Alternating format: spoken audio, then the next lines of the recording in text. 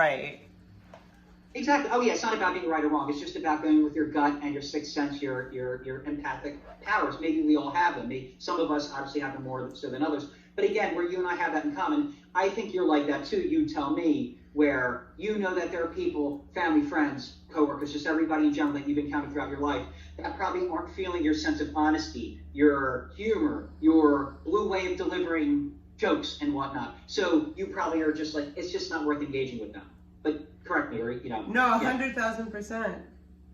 Yeah, and that's it. And that's why I think we vibe well. And for so many reasons.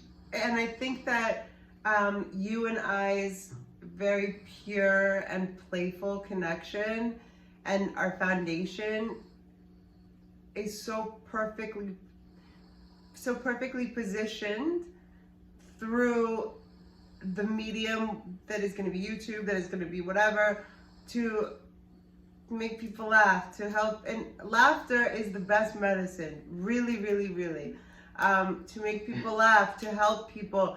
You know, I want to be a source of like education for what, you know, everything. My friend that I spoke to earlier is like, he's going to be talking to you about yoga and stuff, right? Yeah, of course. I was like, actually, it's so interesting because a lot of his experiences, he's sort of like coming through the back door, like he'll explain it because he doesn't know anything about yoga, but he'll explain something to me and I'm like, that's the principle of brahmacharya, or like, that's this, you know? Your friend, if he's a guy, if he's a he, obviously, is more the stereotype where, yeah, a lot of, and I was just telling people about this at work the other day too, about just the benefits of yoga. When it comes to strength training and endurance and obviously sensuality, you know, because these are younger guys and you know how they are. I hope you tell them to follow my YouTube channel.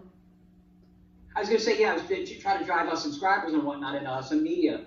But yeah, that it doesn't have to be difficult engaging these topics, you know, and I needed that. And I think you need that in engaging with somebody where it just can just flow and be honest and have fun and be open and positive and it's break so stones. Rare Go right there, now. go to awkward.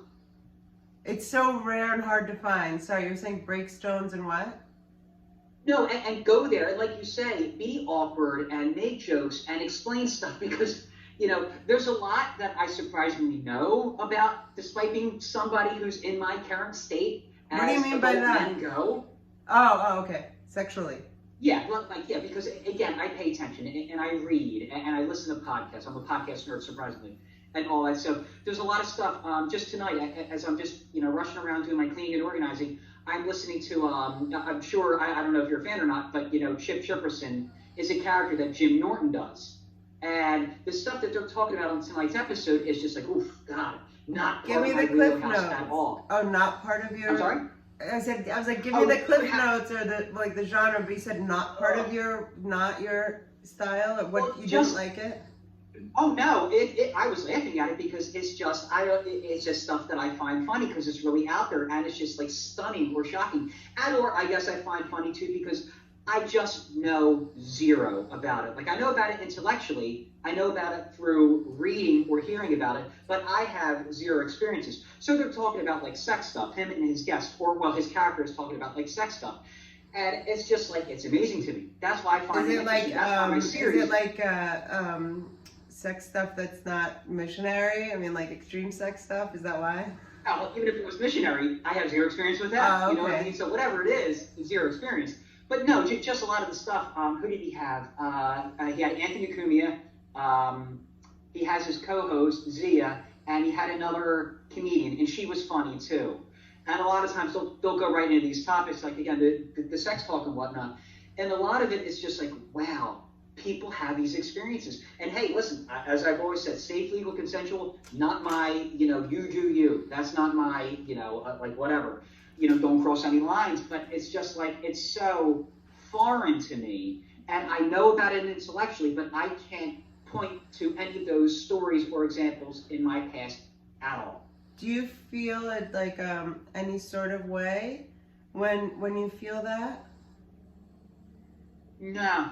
Maybe back in the day, weirdly enough, I would feel it was never a sense of jealousy. I'm not a jealous person. I don't get envious. It is what it is to me. It's like I didn't go down that path. I don't have X. I don't do Y. Did you feel like you were left out a little bit, like you couldn't join the conversation in a way?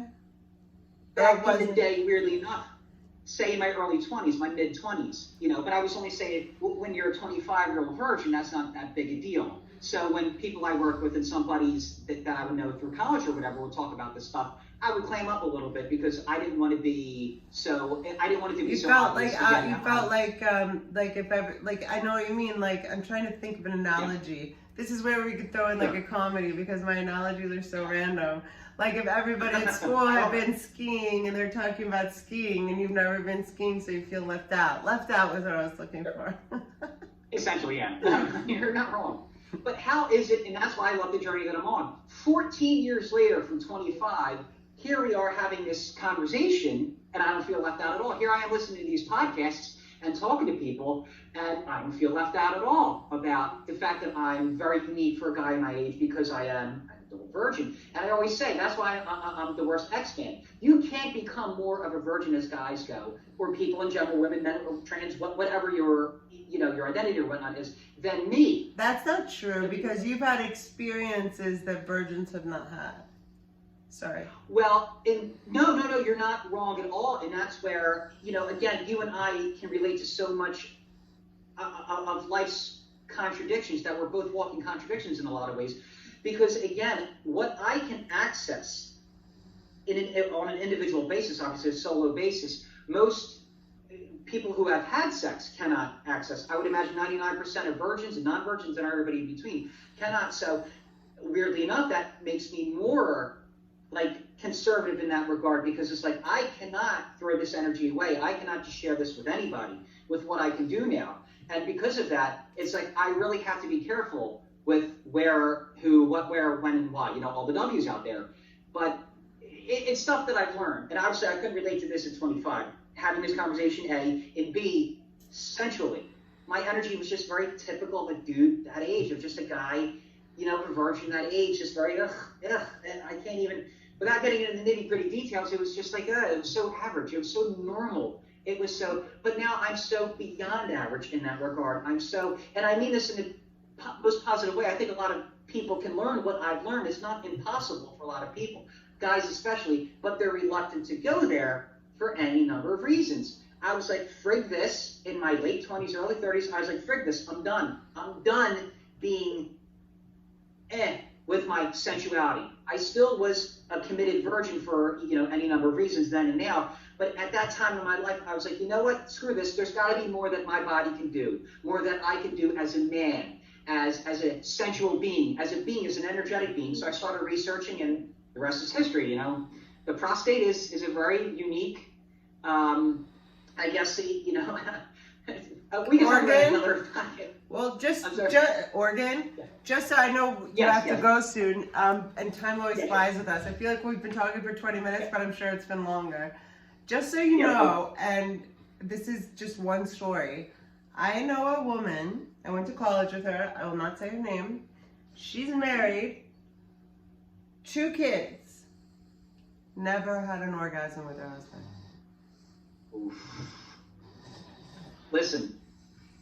I do not want to preach to your choir. So it's like, you know what I mean? And also, I wanted to add that it's a new time too. Like, I feel like our podcast is going to be successful for many reasons, but we're entering a new time where there's new working definitions of everything. You know what I mean? And relationships and connections. How with my friend from college, I know she didn't poop in front of him. She would go down to the gym in their building. They live in Manhattan for the first year. I was like, or she would go to that market, Gristides, I think.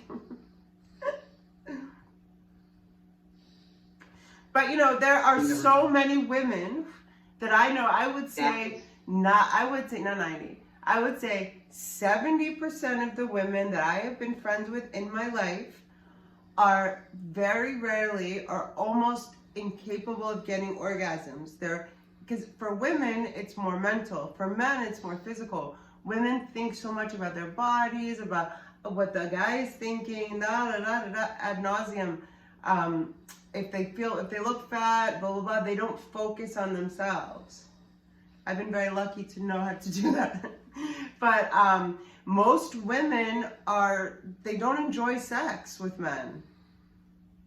And the average couple has sex for 12 minutes. That was 2017.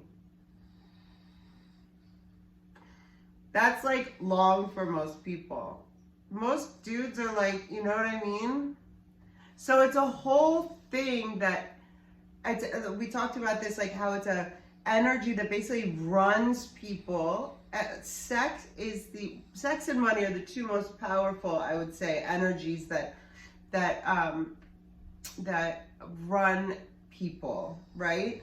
And they're the ones that people talk about the least or feel the most funny about. Everyone has kind of a funny relationship with sex and a funny relationship with money, and usually both. So it makes for just a recipe for, mostly a disastrous sex world out there. That's just, I've heard that before, on again, podcasts and just jokes and, popular media. To me, that is such a freaking shame. Isn't that so sad? I mean, 7 years they're married. I haven't gotten an update. Like, she just uses dildos. Like, they have sex and stuff, but she's like, I mean, like, I have an orgasm in my way with him. He's my husband. I'm like, you have a fucking orgasm or you don't. Is it the same as with your vibrator? She's like, no, it's totally different.